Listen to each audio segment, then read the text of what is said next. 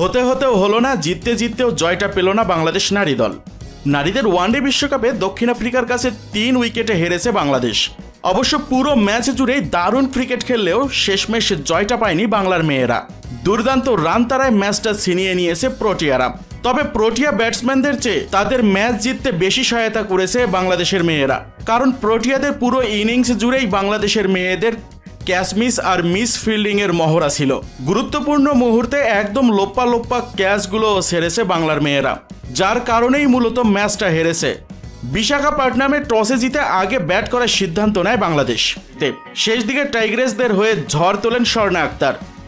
একের পর এক বাউন্ডারি হাঁকিয়ে বাংলাদেশের রান 200 পার করান স্বর্ণা। শেষ দিকে স্বর্ণার সাথে যোগ দেন ঋতুমণিও। ধুমধারাক্কা ব্যাটিংয়ে এগিয়েছে বাংলাদেশের ইনিংসও। দারুণ ফিনিশিংয়ে লড়াকু পুঁজি এনে দেন স্বর্ণা আর ঋতু।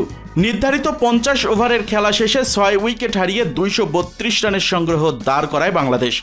50 হাঁকিয়ে মাত্র 35 বলে 51 রানের হার না মানায় ইনিংস খেলে টিকেছিলেন স্বর্ণা আক্তার, আর 8 বলে 19 রানের ক্যামিও খেলে টিকেছিলেন ঋতুমণি। স্বর্ণা তার 145 স্ট্রাইক রেটের ইনিংসটি সাজিয়েছেন সমান 3টি 4 এবং ছক্কায়। ঋতুমণি 238 স্ট্রাইক রেটে মাত্র 8 বলে 3টি বাউন্ডারি হাঁকান। তবে আজকে স্বর্ণা আক্তারের ব্যাটিং ছিল দেখার মতো। বলতে গেলে বাংলাদেশ জাতীয় ক্রিকেট দলের ব্যাটসম্যানদের শিক্ষা নেওয়া উচিত তার এমন দুর্দান্ত ব্যাটিংয়ে, কিভাবে ওয়ানডেতে ব্যাটিং করতে হয়। স্বর্ণা আক্তার এমন দুর্দান্ত ব্যাটিং করে 2টি রেকর্ড গড়েন। একটি হলো বাংলাদেশের হয়ে সবচেয়ে দ্রুততম হাফ সেঞ্চুরি হাঁকান তিনি, এবং এবারের 2025 উমেন্স ওয়ানডে বিশ্বকাপে দ্রুততম হাফ সেঞ্চুরির রেকর্ডও গড়েন তিনি। শেষ দিকে 158 রানের মাথাতে 7 উইকেট তুলে নিয়ে ম্যাচ জমিয়ে তুলেছিল বাংলাদেশ, তবুও শেষ রক্ষা হয়নি। শেষ দিকে স্বর্ণা আক্তারের ক্যাচ মিস যেন বাংলাদেশের কাটা গায়ে দিয়েছে নুনের সিটা।